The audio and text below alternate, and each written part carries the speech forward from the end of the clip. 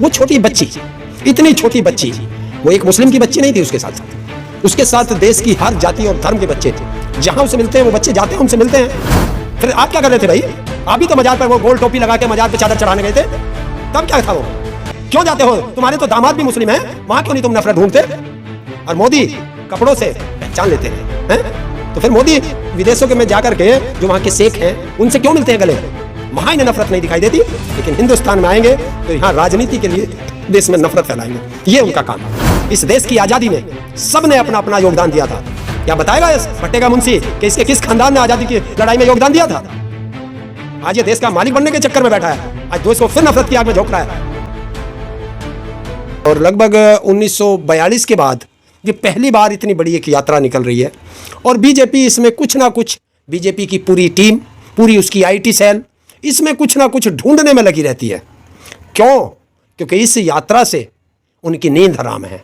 और जिस तरीके से ये तुष्टीकरण ढूंढते हैं, इनको तो कहीं ना कहीं एक बहाना चाहिए देश में नफरत फैलाने का, और वो नफरत इसी तरह फैलाते हैं। वो छोटी बच्ची, इतनी छोटी बच्ची, वो एक मुस्लिम की बच्ची नहीं थी, उसके साथ देश की हर जाति और धर्म के बच्चे जहां उसे मिलते हैं वो बच्चे जाते हैं, उनसे मिलते हैं, वो सबसे मिलते हैं। मैंने तो उनकी देखा था कि एक स्कूल बस जा रही है, वो उस स्कूल बस में जाकर के बच्चों से मिले, तो उसमें कौन सी जाति और धर्म के बच्चे थे, क्या इनको ये नहीं पता? लेकिन भाई काम मिला हुआ है, भट्टे के मुंशी हैं, तो भट्टे के मुंशी को कुछ तो काम करना पड़ेगा, तनख्वाह तो तभी मिलेगी। इस तरह के शब्द का प्रयोग मत करिए। क्यों? क्यों? आप एक देश को जाति और धर्म में की आग में, सांप्रदायिकता में धकेल रहे हैं, और आपको कोई भट्टे का मुंशी ना कहे कि भट्टे के मुंशियों का काम क्या होता है? ईंट बेचना, और इनका काम है देश में नफरत बेचना। तो फर्क क्या रह गया इनमें? क्या फर्क रह गया भट्टे के मुंशी में? तो इनको भट्टे का मुंशी कहना भट्टे के मुंशियों की भी तौहीन है। जिस तरह किसी को कुत्ता कहना कुत्तों का अपमान है, उसी तरह इन्हें भट्टे का मुंशी कह करके भट्टे के मुंशियों का अपमान है। ये तो उसके भी काबिल नहीं है जो इस तरह की नफरत पैदा करते हैं देश में। फिर आप क्या कर रहे थे भाई? आप भी तो मजार पर वो गोल टोपी लगा के मजार पर चादर चढ़ाने गए थे, तब क्या था वो? क्यों जाते हो? तुम्हारे तो दामाद भी मुस्लिम हैं, वहां क्यों नहीं तुम नफरत ढूंढते? और मोदी कपड़ों से पहचान लेते हैं, तो फिर मोदी विदेशों के में जाकर के जो वहां के शेख हैं उनसे क्यों मिलते हैं गले? वहां इन्हें नफरत नहीं दिखाई देती, लेकिन हिंदुस्तान में आएंगे तो यहां राजनीति के लिए देश में नफरत फैलाएंगे। ये उनका काम है। और ऐसों के लिए मुझे राहत इंदौरी का वो शेर याद आता है, मिला है खून इस मिट्टी में सभी का, मिला है खून इस मिट्टी में सभी का, ये हिंदुस्तान किसी के बाप की जागीर नहीं है। तो यहां सबका है। इस देश की आजादी में सबने अपना अपना योगदान दिया था। क्या बताएगा इस भट्टे का मुंशी कि इसके किस खानदान ने आजादी की लड़ाई में योगदान दिया था? आज ये देश का मालिक बनने के चक्कर में बैठा है, आज देश को फिर नफरत की आग में झोंक रहा है, और बीजेपी चुप है। तो इसका मतलब सारी बीजेपी की सहमति है देश को नफरत की आग में झोंकने के लिए। क्या लग रहा है आपको राहुल गांधी की भारत जोड़ो यात्रा से? देखिए, वो भारत जोड़ो यात्रा को देश का समर्थन मिल रहा है, जनता का सहयोग मिल रहा है, जनता का समर्थन मिल रहा है, और इससे ये बीजेपी घबराई हुई है। और जब कोई घबराता है ना, तो वो इस तरह के एक अलग अलग उल जलूल बयान देता है ताकि देश में नफरत फैल जाए और ये यात्रा खंडित हो जाए। मैं तो फिर भी उनसे यही कहता हूं कि साजिश रचने वालों को साजिश रचने दो, तुम अपने मंजिल पर लगे रहो। आज नहीं तो कल ये मंजिल तुम्हारे हाथ आएगी, साजिश रचने वालों को अपने मुंह की खानी पड़ेगी। नहीं तो आपने देखा कि ट्विटर पे समित पात्रा को भी लोग घेरने लगे हैं कि 2008 के टाइम का दिखा रहे हैं कि टोपी पहने हुए वो भी। अरे उनके देखो, मोदी के देखो, राजनाथ के देखो, सबके फोटो देखो ना। ये क्यों मुस्लिमों से मिलते हैं अगर इतनी नफरत है? नहीं, वो पहले मिलते 2008 के दौरान का था समित पात्रा। कौन कह रहा है? मोदी तो अभी विदेश गया था, दुबई के शेख से मिला। ऐसा गले मिलकर मिल रहा था जैसे मेले में बिछड़े हुए दो भाई आपस में मिलते हैं। तो वो तो वैसे भी इसने यात्रा निकालने को बोल रहे हैं। कौन? तो हमेशा मतलब बोलते हैं कि भाईचारे से रहो। भाईचारे से रहो, तो ये क्यों नफरत फैला रहा? फिर नफरती लोग उनके साथ क्यों हैं? हटाओ इन्हें, भगाओ बीजेपी से बाहर। और अगर मोदी जी इन्हें नहीं भगाते हैं तो समझो मोदी जी की सहमति है इस नफरत फैलाने में। नहीं, आपको नहीं पता कि मोदी जी ने कहा था कि इसने यात्रा निकालेंगे? देखिए, अब कहने में और करने में बहुत अंतर होता है। तो वो भाईचारे का ही तो संदेश है। कहाँ है भाईचारे का? ये भाईचारे का था।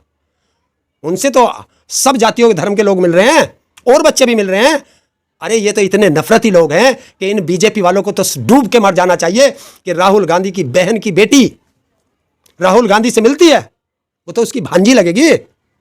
उसके बारे में भी इन्होंने गलत शब्द लिखे। तो इन नफरतियों को और क्या कहूं मैं कि जो एक पवित्र रिश्ते को भी इतना अपवित्र करके बोलते हैं, और मोदी चुप है।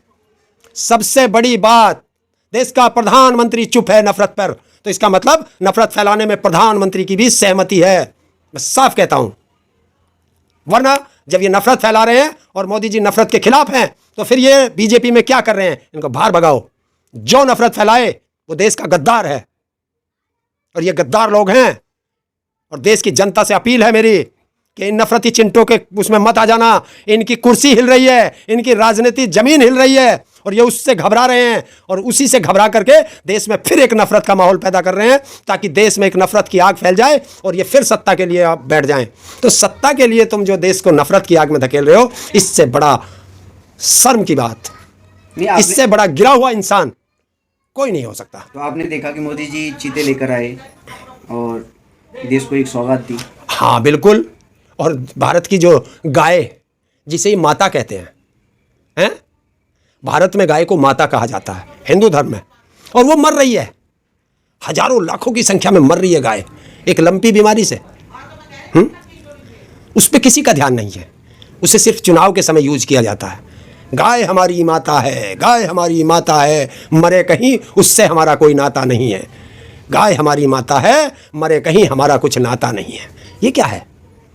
आज वो क्यों, वो जो गाय के नाम पर गाय का घी बेच रहा है, गाय के नाम पर गाय का मूत्र बेच रहा है। जब गाय नहीं रहेंगी तो रामदेव जी कुछ तो बोलो, वरना मूत्र भी विदेश से लाके बेचना पड़ेगा। गौमूत्र विदेश से लाके बेचना पड़ेगा। गाय माता मर रही है, कार्टूनिस्ट कार्टून बना बना के डाल रहे हैं। गाय कह रही है, गाय का बच्चा कह रहा है कि भगवान अगले जन्म में हमें गाय मत बनाना, हमें चीता बनाना। इससे ज़्यादा शर्म की बात इस देश में नहीं हो सकती। और हमने पहले ही कहा था कि हिंदुस्तानियों को मारने के लिए विदेशियों को लाया जाता है, हैं? अब ये 8 चीते आए हैं, अच्छी बात है आए हैं, लेकिन उन हिरणों का क्या दोष है जिन्हें इनकी भोजन बना के छोड़ा गया है 2000? उन हिरणों का क्या दोष है? वो भी तो भारत के जीव हैं। आज जो जीवों पर बात करते हैं, वो कहां हैं?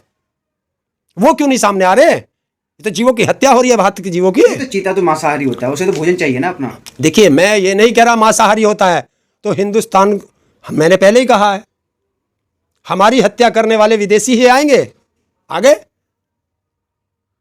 विलुप्त प्रजाति थी भारत में, वो विलुप्त हो रही थी, तो इस वजह से लेके आए। तो ये भी विलुप्त हो जाएंगे जब ये रोज खाएंगे, कितनों को मारेंगे। वे जो 2000 चीते वे छोड़े गए हैं हिरन, वो भी तो मर रहे हैं। हमारे देश से गाय विलुप्त हो जाएंगी, इन पे किसी का ध्यान नहीं। अरे मोदी जी, देश में बीमारी फैल रही है पशुओं में, देश का किसान त्राहिमाम कर रहा है, पशुपालक त्राहिमाम कर रहा है, और आपके मुंह से एक शब्द नहीं निकल रहा। कोई राज्य सरकार इस पर बात करने को तैयार नहीं है। तो किसानों के बारे में कोई बात नहीं करेंगे। किसानों का पशुधन खत्म हो रहा है। ये भी एक महामारी है, इसकी भी अभी तक कोई दवा नहीं आई है। नहीं, दवाई क्यों नहीं है? आप जिस तरह चीतों का वो कर रहे हैं, महामंडप कर रहे हैं, जिस तरह आपने चीतों का इवेंट बनाया है, क्या गायों के लिए इवेंट नहीं बना सकते? गाय बचाने के लिए आपने 50-50 करोड़ रुपए का एक एक चीता खरीद दिया, तो गाय बचाने के लिए एक चीते की कीमत में गाय बच जाएंगी सारे देश की। क्यों नहीं दे रहे आप पैसा? क्यों दवाई नहीं दे रहे? क्यों डॉक्टरों की कमी है? कमी क्यों है? अब इसमें भी नेहरू आएगा? कह दो नेहरू के जमाने से आ रही थी बीमारी, नेहरू ने हॉस्पिटल नहीं बनाए। अरे तुमने कितने बनाए पशुओं के? तुमने कितने डॉक्टरों को भर्ती किया? कितनी दवाई है कहीं? नहीं है। किसान का धन तो मरे। देखिए, ये किसानों के साथ एक धोखा किया जा रहा है। किसानों की जमीन कैसे ली जाए, किसान कैसे गरीब हो, किसान के पशुधन कैसे मरे। पशुधन मरेगा तो किसान जो है कर्जे में दबेगा, कर्जे में दबेगा तो उसकी जमीन बिकेगी, जमीन बिकेगी तभी तो किसान मजदूर बनेगा। तो सब किसानों पर तोपा जा रहा है। किसान के बच्चों को नौकरी नहीं, किसान को काम नहीं। तो ये सब एक पूरा प्लान किया गया वो है, और ताकि उनके बीमारी में उनको दवाई तो ध्यान क्यों नहीं दे रहे हैं? क्या लग रहा है आपको? ध्यान क्यों नहीं जा रहे हैं? ध्यान, इतनी बड़ी बीमारी देश में फैल रही है। अरे ध्यान देना, नेताओं का ध्यान इस तरह है कि हमारा जो उद्योगपति है वो कैसे ऊपर उठे, बस उनका ध्यान इसमें है। देश का मजदूर कहीं मरे, देश का किसान कहीं मरे, देश का युवा कहीं मरे, महिलाओं के साथ अत्याचार हो, उन्हें कोई मतलब नहीं। उन्हें उद्योगपतियों से मतलब है, क्योंकि वहां से कमीशन आता है। क्या लगता है तो आपको, गाय माता को वोट के लिए इस्तेमाल किया जाता है? बिल्कुल किया जाता है। और क्या के लिए? आज वो बीमार है, आप उसके लिए दवाई का इंतजाम नहीं कर सकते, तो फिर सीधा सा हिसाब है कि देश में गाय का सिर्फ एक वोट के लिए इस्तेमाल होता है। इनके लिए गाय की कोई अहमियत नहीं है। इससे साफ जाहिर हो रहा है इन नेताओं के लिए गाय की कोई अहमियत नहीं है। गाय की अहमियत है तो पशुपालक के लिए और किसानों के लिए, बाकी किसी के लिए इनके गाय की कोई अहमियत नहीं। गाय मरे कोई मरे, इनको चीता चाहिए, क्योंकि देश में आया चीता, हर बीमारी का इलाज लाया चीता, देश की हर समस्या का इलाज लाया चीता, देश को बेरोजगारी से उभारेगा चीता। इन्हें तो बस चीता दिखाई दे रहा।